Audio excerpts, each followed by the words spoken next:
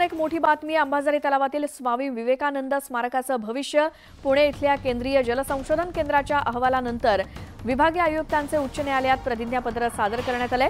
अंबाझरी तलावाच्या प्रतिबंधित क्षेत्रामध्ये स्वामी विवेकानंदांचं स्मारक उभारण्यात आले आणि हे स्मारक हटवण्यासंदर्भात उच्चस्तरीय समितीने 10 जून पर्यंत निर्णय घेण्याचे निर्देश दिले होते। त्यानंतर विभागीय आयुक्तांच्या अध्यक्षतेखाली उच्चस्तरीय समितीने कोर्टामध्ये प्रतिज्ञापत्र सादर केलं आणि स्वामी विवेकानंद स्मारक भविष्यात महापुरासाठी कारणीभूत ठरू शकतं का याचा अभ्यास केंद्रीय जलसंशोधन केंद्राद्वारे केला जाणार आहे आणि यासाठी केंद्राने 9 महिन्यांचा वेळ मागितलाय।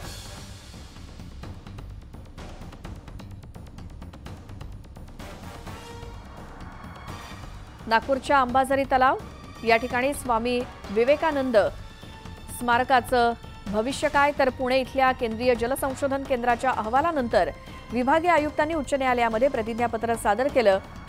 हे जे स्मारक अंबाझरी तलावात उभारण्यात आलंय हे स्मारक हटवण्यासंदर्भात उच्चस्तरीय समितीने 10 जून पर्यंत निर्णय घेण्याचे निर्देश उच्च न्यायालयाने दिले होते आणि त्यानंतर विभागीय आयुक्तांच्या अध्यक्षतेत उच्चस्तरीय समितीने कोर्टामध्ये प्रतिज्ञापत्र सादर केलंय।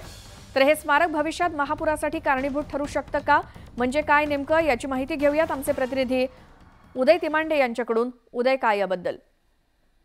खरं तर गेल्या सप्टेंबर महिन्यामध्ये जे आहे ते नागपूरमध्ये पूरस्थिती ओढवली होती आणि या पूरस्थिती ओढवण्यामागे एक कारण जे आहे ते हे अंबाझरी तलावाच्या ओव्हरफ्लो पॉइंट परिसरात असलेलं विवेकानंद स्मारक असल्याचं कारण त्यावेळी देण्यात आलं होतं। खरं तर अंबाझरी तलावाच्या प्रतिबंधित क्षेत्रामध्ये स्वामी विवेकानंदांचा स्मारक उभारण्यात आल्याचा जो आहे तो आक्षेप घेण्यात आला होता आणि हे सगळं प्रकरण जे आहे ते आता न्यायालयात देखील गेलं होतं। त्यामुळे हे स्मारक हटवायचं की नाही या बाबतीत निर्णय घेण्याचा जे आहे ते या उच्चस्तरीय समितीला आदेश देण्यात आले होते। मात्र आता या समितीने जे आहे ते न्यायालयामध्ये एक प्रतिज्ञापत्र सादर केलं असून या स्मारकाबाबतीत निर्णय घेण्यासाठीचा जो आहे तो 9 महिन्याचा अवधी जो आहे तो मागितलेला आहे आणि या बाबतीत काय निर्णय घेतला जातो हे पाहणं महत्त्वाचं असणार आहे। मात्र दुसऱ्या बाजूने या अंबाझरी तलाव ओव्हरफ्लोच्या पाण्याचा निचरा योग्य पद्धतीने झाला नव्हता। नागनदीचा जो प्रवाह होता तो कुठेतरी अतिक्रमणामुळे अडला होता आणि त्यामुळे गेल्या वर्षी नागपूरमध्ये पूरस्थिती ओढवली होती।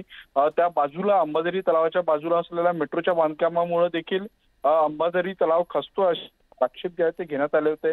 आता अंबाझरी तलावाची डागडुगी केली जाते मात्र जोपर्यंत या पाण्याचा फ्लोला सुकर मार्ग करून देण्यात येणार नाही तोपर्यंत जी आहे ती पूरस्थिती टाळता येणार नाही। त्यामुळे आता अंबाझरी येथील विवेकानंद स्मारक हटवलं जातं की नाही हे पाहणं देखील उदय, धन्यवाद या सगळ्या माहितीसाठी।